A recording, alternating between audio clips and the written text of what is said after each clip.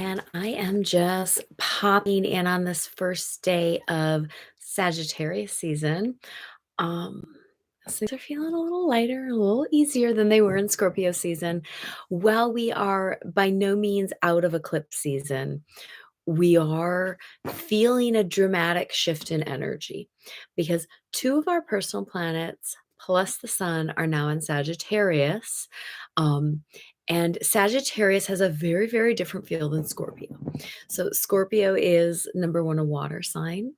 And it's a sign of investigation and depth, and it has a very, very different energy than Sagittarius. Sagittarius is a fire sign. It's much more outward, and while Scorpio is fixed, so it can, in its shadow, lead to a stuck feeling. Sagittarius is mutable energy, which gives it a little bit more fluidity and a little bit more play in how it moves. Now, our friend Venus, who is one of the three personal planets, moved into Sag on the 15th of November. So we have already potentially seen more joy, more optimism, more space, more abundance going on in our personal relationships because Venus is in charge of relationships. She's also in charge of our self esteem. So if you're feeling good about yourself and really bringing in the self love, yay, you, high five. Mercury moved into Sagittarius on the 17th. So he is another personal planet because it's Mercury, Venus, Earth. So they're two personal planets. They're both traveling close to the sun. He finished up his Cazimi with the eclipse on the 8th, and then slipped from Scorpio to Sagittarius on the 15th. Mercury's the communicator. He's in charge of travel, communication, technology. He's the patron of thieves, and he's a trickster. He is a playful kind of guy. He also has his fingers in medicine. Remember, he carried the caduceus. So he has his fingers in what is healthy to some extent for the body. He's the patron of medicine. Um, so they have been getting closer and closer and closer to their conjunction, which came into play a few days ago. But before we get to that, we also had our third personal planet, which is Mars, is up, and he is retrograde since October 30th in Gemini, and he's been in Gemini for months. He's going to be spending a total of 7 months in Gemini, really asking us to slow down, to not act, to check out the different perspectives so we can have a broader view of things prior to taking action. Mars can be a bit of a hothead, and this retrograde period is a time where he slows down and doesn't just act. A retrograde in Gemini is lovely. The last time that Mars was retrograde in Gemini was 1990, where we saw the birth of the World Wide Web. So there's going to be some perspective changes. There's going to be some innovation because Gemini and its light can see multiple perspectives and brings a lot of innovation. And Mars, our friend over in Gemini, was square, still retrograde Neptune in Pisces. Neptune is at home in Pisces. He is feeling good about things. This is also another reason to really slow down taking action because retrograde Neptune in Pisces can really bring the confusion to things. He can bring that fogginess. Pisces is a water sign, but it is the vaporized form of water, so fog or steam. And if you think about being in the fog, you don't see what's coming. And if you're in a dense fog, if you're in dense confusion, it's sometimes just best to stay put, to not take any action. And remember, choosing to not do is still choosing something.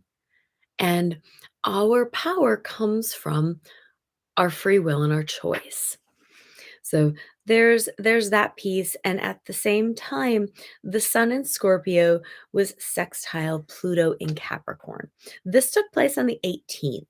Um, so the start of this week. I guess that was the weekend. That was the end of last week. I've been working too much, so it's all blurred together. So it was the 18th, I believe. It was the 18th. I believe it was Friday. Um, and the Sun sextile Pluto, when two astral bodies are sextile, they are they're having sex. They are coming together to create something new. Sexual energy is creative energy. It is not necessarily about the genitals. It is about creation piece. So the Sun and Pluto were creating something new on the 18th. And just because they came together to create something new doesn't mean we're ready to see it yet. It just means it's there and it's gestating, it's taking its time. And Pluto is finishing up his time in Capricorn. He will be moving into Aquarius in March of 2023. And the last time he moved into Aquarius, it was 1778. So there is some big pieces that are still going to be moved as Pluto finishes his time to touch into Aquarius, just the beginning of Aquarius, just 0 degrees of Aquarius before he stations retrograde and moves back into Capricorn until a more permanent tenure in Aquarius that happens in 2024. Um, so just these are all things that are happening. These are Pluto is a slow mover. Neptune is retrograde right now. Mars is retrograde. So these are their exactitudes. So they're still in orb. We're still being affected by this energy. If you're still feeling confused about what action to take, that's a sign to not take any action right now. If you have a natal Mars retrograde, you may be feeling particularly driven right now to do the things because Mars is matching your natal energy. So just be aware if you don't know what's going on with your Mars and you're curious, you'd like a reading, reach out. Let's set up a reading. Um, on then what happened next? As I said, Mercury moved into Sag, Venus moved into Sag, Mercury followed, and now Mercury has caught up with Venus. And presently they are conjunct. They're having a multi-day conversation that started at 4 degrees of Sagittarius and will go through the new moon. Now, Venus, I did a video on Venus in Sagittarius, and she is at home and comfortable because she's in Jupiter's house, and she's comfortable in Jupiter's house. He's the other benefic. So they're bringing in the good things. She has checked in with him. She checked in with him in before she moved in to say, "Hey, how do you feel about this? Because I'd like to do these things because Jupiter is over in Pisces right now." So, and he's in the last degrees of Pisces. So before she moved out of Scorpio, she checked in with Jupiter and she's like, "Hey, I'm going to be stopping by your house." And he's like, "Make yourself at home in the guest room." So she has gotten there. She has changed out of her drudgery work from doing the deep dive of Scorpio. And she is now sipping her favorite beverages. She's got some hot cocoa, maybe some sipping chocolate. She is in a sweater and leggings. She is all cozied up and she is decorating Jupiter's house. As we move deeper into the dark, she is bringing some light in. She is reminding us of the importance and the joy we find in our relationships, especially as we move into the holiday season, which can be such a touchy, hard time. We can have family that wants one thing and family that wants another thing, and it can result in this push-pull. So I just really want to remind everybody to really honor where your no is this season. um, you don't have to do anything or be anywhere or put on any show. Maybe you love big family gatherings. Maybe you just want to stay home and have some Cornish game hen with the people that you love most. Like, find your happy place and break free of the traditional pieces where you may feel stuck. Go with what nourishes you, because what nourishes you is loving yourself. So this Venus piece, and it brings more light into the world. It brings more joy, it brings more optimism, it brings more love. All of those are Sagittarian themes. However, watch for self-righteousness around it. That's the shadow of Sagittarius. Don't get self-righteous. Um, really stay open to the fact that, you know what, that's not for me. I love you and I would love to get together with you. Could we just get together, us, if you don't like big gatherings? Um, you don't need to fall into the holiday drama, is kind of the bottom line. And this time where Venus is traveling with Mercury is really asking us, can we get clear on how we're gonna communicate what works and what feels nourishing to us? Like, I am picturing Venus at Jupiter's place. She is getting the solstice bush, as we call it here at our house, set up and lit up with the lights and decorated. She is stringing garlands. She is burning candles to make it smell good. And she's really gonna enjoy her stay here in Sagittarius before she moves back into more work mode with Capricorn. And she moves into Capricorn on the 9th of December. So her stay here in Sagittarius is not all of Sagittarius season. It is, she gets like a short 3.5 weeks here in Sag to really beautify, to really work on the harmony of this season, and to remind us that this isn't a season about spending, it isn't a season about buying stuff. It's a season about connecting and being in our relationships, and even if that relationship is with yourself, because our selves are the one person we're always gonna be with. And Mercury is there wanting to make sure the communication is clear, make sure it is aligned, make sure it is on point. And with the sun before it moved into Sagittarius had a little chat with Jupiter. So as I said, Jupiter is retrograde over in Pisces. Jupiter and Neptune are both co-rulers of Pisces. So Jupiter was in his power place, and the sun is moving into Sagittarius, where it's going to be more comfortable than it is in Scorpio. Scorpio is frozen water, Sagittarius is fire.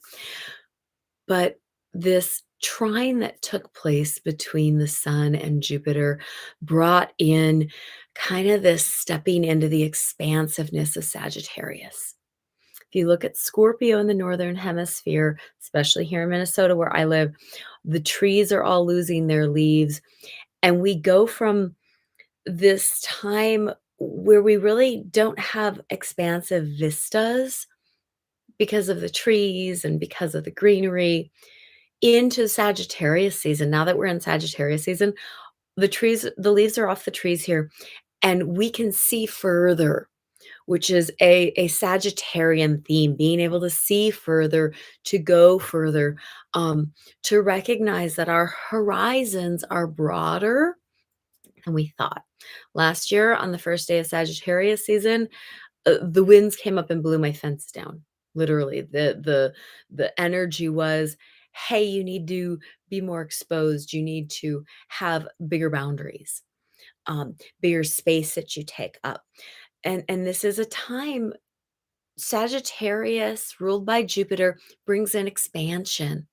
It's expansion. It's expansion of our gratitude. It's expansion of recognizing the abundance we have rather than chasing things outside of what we already have, which, of course, energetically is totally wonky with how we culturally celebrate the holidays, which have become about chasing things. So if you don't want to chase things, recognize that you're following the energy and honor that. The sun moved into Sag this morning. I believe it was like 2:20 a.m. Central Daylight Time. And then tomorrow at 10, we're already in the new moon energy. New moon energy started early this morning. It is November 22nd, and the new moon will be peaking tomorrow, November 23rd at 10:57 p.m. Central Daylight Time. So while we're in this new moon energy, the moon is dark. Um, to really revel in the dark, to really recognize that we're being asked to turn in and to see ourselves, and to be with ourselves in a different way than maybe we ever have before. Excuse me. Better. Um, this feels to me like a really, really beautiful new moon.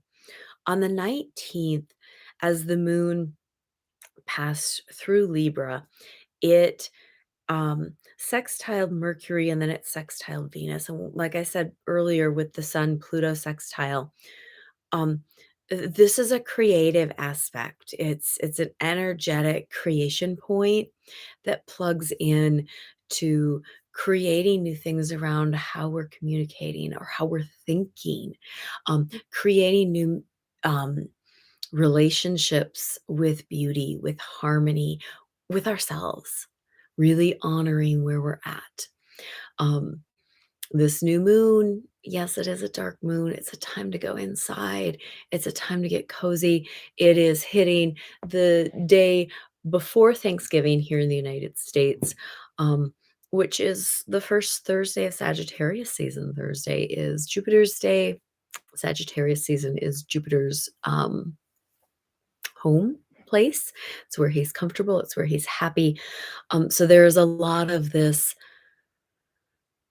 moon just feels really nourishing to me. Take the time to turn inward and to nourish and to be aware of your relationship with yourself, to be aware of what your self-talk is. Um, Dark moons are time to slow down. They're not time to speed up. They're time to rest more. Take advantage of the longer dark hours and sleep, nourish, take care of yourself. Um, You can also look at, if you're familiar with your chart, you can look at where is Sagittarius in your chart. For me, Sagittarius is my fifth house, which is the house of fun and play. And so it is really about how I am playing with life, what my relationship is with play, what my relationship is with my self expression and how I express. I am a talker. That is one of my versions of expression. How do I care for myself during this season? How do I shine my light? If you don't know where your Sagittarius is in your natal house, find your birth data, reach out. Let's set up a chart reading. You can find the information down below or check out my website at aebodyalchemy.com and we'll get you set up for a reading, and figure out where in your chart is Sagittarius, what planets or asteroids or astral bodies are being lit up by this season. So leave your questions, your comments, your dedications, or your requests down below. It is good to be back. Remember, we're not out of the eclipse energy yet, folks. Moon cycles take 2 years. So we won't really truly understand what happened with this Taurus full moon that happened on the 8th, until fall of 2024. So, fierce love.